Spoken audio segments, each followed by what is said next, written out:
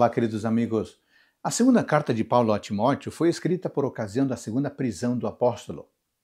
Confinado na masmorra chamada Mamertina, em Roma, ele era um símbolo vivo da perseguição estatal ao cristianismo, a qual estava se intensificando com o passar do tempo.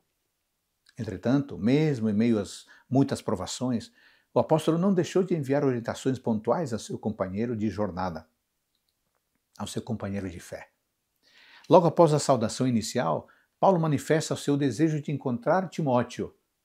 Ele elogia a fé do jovem pastor, lembrando que sua avó Lloyd e sua mãe Eunice haviam se convertido antes dele.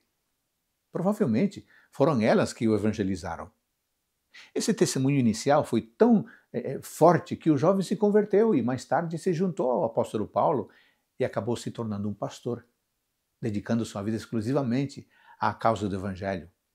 Mais adiante, Paulo fala de alguns irmãos que o abandonaram, mas menciona Onesíforo e sua família, que permaneceu ao lado dele, ajudando-o desde longa data. No momento de maior angústia, quando foi levado a Roma pela segunda vez, o apóstolo encontrou nesse irmão uma valiosa fonte de consolo. Lloyd, Eunice e Onesíforo são exemplos de cristãos para nós hoje. A influência deles forjaram a determinação de um pastor e incentivaram a perseverança de um apóstolo.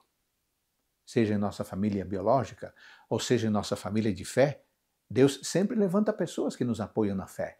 E nós mesmos também podemos apoiar a outros por meio do nosso testemunho quando nos permitirmos ser usados pelo Espírito Santo.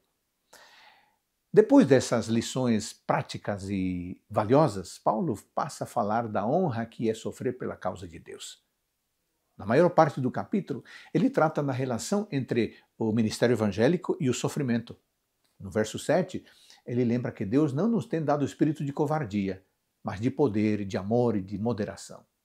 Ele fala do testemunho de nosso Senhor e do seu próprio testemunho, referindo-se a si mesmo como encarcerado, e pede que o jovem pastor participe dos seus sofrimentos a favor do evangelho.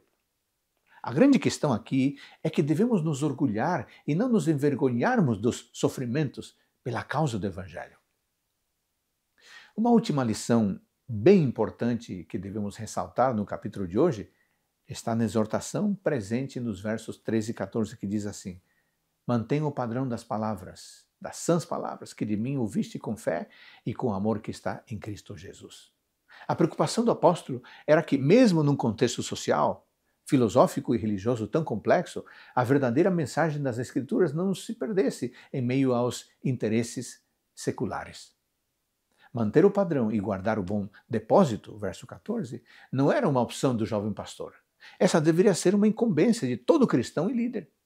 O que, segundo o próprio Paulo, seria possível mediante o Espírito Santo que habita em nós. Hoje, testemunhamos um cenário confuso, muito parecido com a situação dos dias de Paulo. As pessoas usam a Bíblia para justificar todo tipo de comportamento, inclusive aquele comportamento que contraria abertamente a palavra de Deus.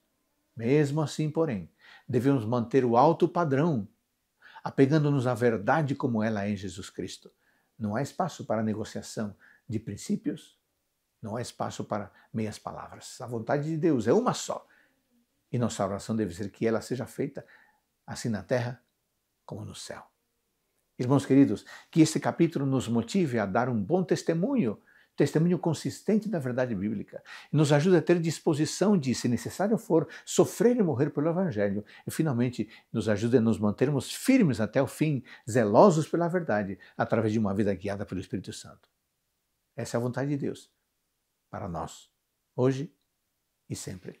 Tenha um lindo dia.